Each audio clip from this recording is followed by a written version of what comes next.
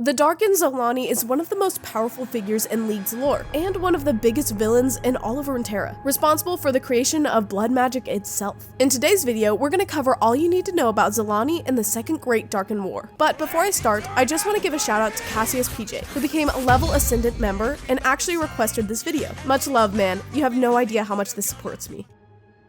Early life and ascension.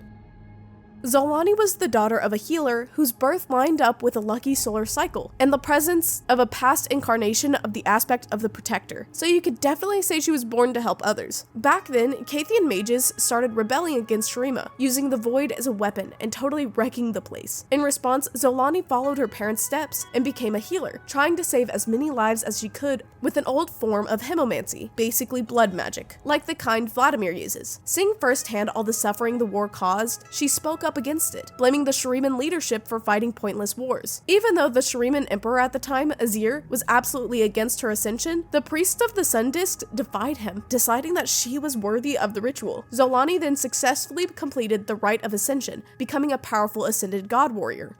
I am ascended. Peace through servitude. And a detail worth mentioning is that Zahin was the one who guided her during her ascension, like he did with many of his brothers and sisters, since he's one of the Sun Priests. Here, you can already pick up one curious thing about Xolaani. First, she wasn't afraid of Azir. The dude might be the Emperor himself, but to her, he was just like anybody else. She straight up told him that he was screwing things up and that he was wrong for so many wars. And honestly, that expansionist vibe Shurima had, subjugating everyone with force, was one of the main reasons the Empire eventually messed itself up. Now, I wonder if Xolaani even cared for the Cathians who might have survived the Void, or who were refugees. In my view, it's pretty likely she did, since Xolaani was a healer with a ton of compassion and was sick of the consequences of the war. It's like those cases where you've got a doc who, out of passion and duty, follows the Hippocratic oath and will save any life no matter what, including evil people. Oh, and one more thing. She wasn't there when the Void first burst out. Her ascension process happened after the fall of Acathia. Another curious thing is that even back then, hemomancy was already a thing, and if Xolaani's parents along with Xolaani herself knew about it, then they had to be taught by someone, most likely some other ascended god warrior. At the very least, I don't believe they just invented it out of nowhere. Plus, if it wasn't an ascended, then they'd still need to know that knowledge from somewhere. Anyway, going back to Xolaani's ascension, you usually had to be seen as someone who had major importance to Shurima in order to be considered for the role. And man, Xolaani must have spent a huge part of her mortal life just healing people, without wanting a big reward for it. She built up a massive reputation and fame, so she was probably seen as some kind of saint or something like that. Thy goodness and purity was almost divine. The purity of my vision has only grown aspect. So even with Azir not wanting it, there was no denying how crucial she had been to Shurima. The Darkin War. While the Ascended fought in the war against the Void, they were gradually consumed by madness, their minds breaking apart under a pressure that couldn't damage their immortal bodies. After the Shuriman Empire fell because of Xerath's betrayal, the Ascended became lost and directionless. They began to fall, twisting their power into a justification of supremacy, declaring learning forbidden hemomantic sorcery on their own, and themselves as new masters of the world, becoming the Darkin. As kind as she once was, Xolaani was no exception. That is my burden. This strength must be mine. I cannot trust them. I must protect them. Blood cannot lie. As Xolaani fell, she began using her hemomancy to force her fellow Darkin into servitude, believing that the only way to end pointless wars was to forcibly unite the entire world under her control. My will is yours, Xolaani. Let us rid this world of war. Come, Tyrosh, we must save all our enemies. We must save them all. And she wanted to do this because the god warriors were too proud, and each one had their own vision of how they could conquer the world and rebuild Shurima. Either way, it was said that those she had enchanted had their hearts beating as one, and every thought and muscle was under her control. She controlled them, turning them into mindless puppets. I must stop you. Hush, my child. Be at peace. Speak my truth, Tyrosh. Peace through servitude. However, because she tried to enslave her own siblings, the feud between Xolaani and Aatrox eventually exploded into a full-on civil war. You will obey your general, coward! No, you will obey your blood. The conflict threatened Runeterra's very existence, and it was during this that Xolaani received the title Coward of Icathia by Aatrox, because of her apparent aversion to war. To me, Aatrox, we have a common enemy. There is no greater enemy than cowardice. There she is! The Coward of Icathia!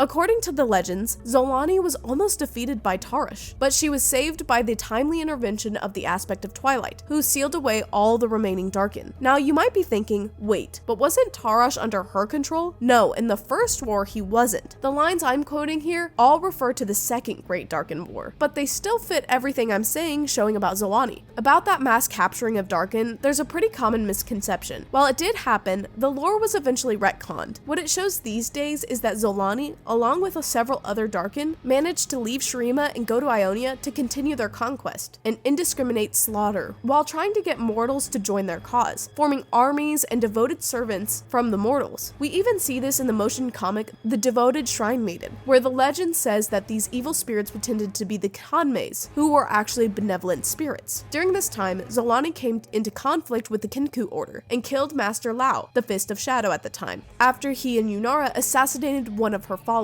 For those who don't know, Master Lao is that ghostly shopkeeper on the Scuttle Crossing map, in the corner that references the Twilight Temple. She was finally sealed into her chain sickle weapon in Ionia, when her former ascended brother, Zahin, allied with the Kenku Order and showed them how to defeat the Darkin. Her weapons, the chain sickles, were then kept in Mistfall, and actually, it's near this place that a young Master Yi, while still in training, goes with Master Doran. They talk about an ancient fallen god when they're near that location. This happens in the short story Poetry with a Blade. Before we keep going, make sure to like the video, subscribe to the channel, and consider becoming a member. You'll get access to some really cool perks, like picking video topics or getting early access to videos.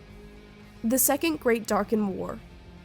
For several centuries, Xolaani remained trapped inside her weapon. She would eventually be discovered by Master Yi and his disciples, and then sealed within the Wuju Temple. Most likely, Master Yi ended up coming across Xolaani's original sealing site back in Mistfall while training there, or taking his students there for some specific teaching, similar to what he himself once received from Master Dora. And because of that, he thought it would be better to relocate the weapon, believing that under the watch of the Wuju Order, the Darkin weapon would be more secure. But Cain, who somehow discovered the location of the weapon, attacked the temple, trying to claim the power of a second Darkin weapon. This ended up with the death of every member of Yi's new order, except for the most badass one there, June, not counting Master Yi, obviously. Unable to deal with her failure, she gave in to Xolaani's whispers, taking up the blades in an attempt to save both herself and her master. In an instant, June was lost, with Xolaani fully claiming her as a vessel. After acquiring a body, she returned to Shurima to strengthen her power at the Blood Altar, an ancient temple maintained by her devoted followers. We have waited so long, Xolaani! And now peace is just moments away. My children, the first of all. Yours is the one will, Xolaani. At the same time, Aatrox was trying to gather an army of Darkin to finally kill his most hated enemy. This time, Xolaani managed to defend herself, defeating both Tarash and Annika before they could interrupt her ritual, breaking their wills and enslaving them. My will is yours, Xolaani. Let us rid this world of war. Come, Tarash, we must save all our enemies. We must save them all. With every Darkin she enslaved, Xolaani's power grew massively. Her influence became so overwhelming that when Aatrox arrived, she faced him head on, her new form capable of holding him back while still defeating other Darkin. As the battle dragged on, Xolaani only grew stronger, and the land itself began to be corrupted. The Aspect of Justice, Mihira, aided by her daughter Kale, descended upon the world with a divine army to put an end to the battle. If you can bleed, Mihira, you can be bent. I will purge thy mind's poison, thy blackened heart. You will submit, Mihira, and then the people too.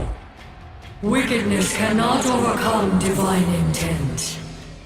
In case you didn't catch who I'm talking about, it's Rise. Decided that the world deserved to be saved and used the power of the World Rune to defeat Xolaani, utterly pulverizing her and thus saving all of Runeterra. Yeah, Rise nuked this same Xolaani who beat Aatrox, Mahira, and absorbed basically everyone. Bottom line, he really is the protagonist of Runeterra. I am everything! Give in to me! I am the Weaver of Wills! I cannot stand by in the face of apocalypse! It is time. I must fight for Runeterra. My name is Rise. I am the Rune Mage. Now you will understand. Enough! This cannot stand!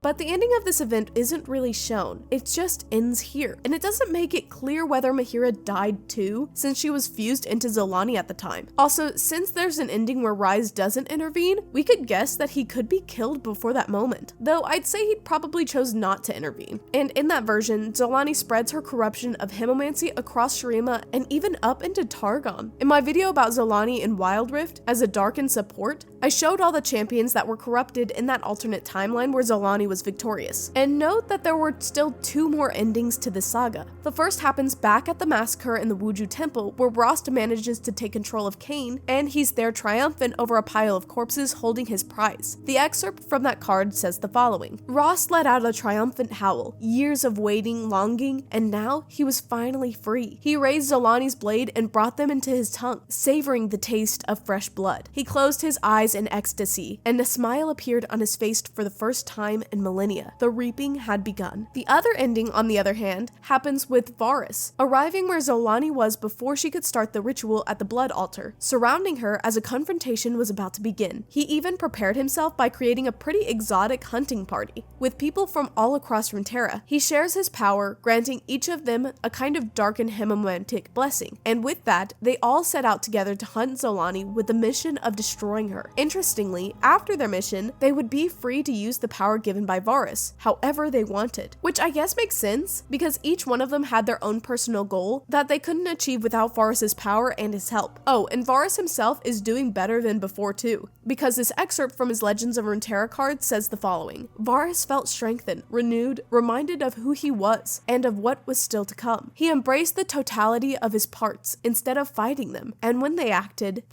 as one. And yeah, that's basically it. I'll see you guys in the next video.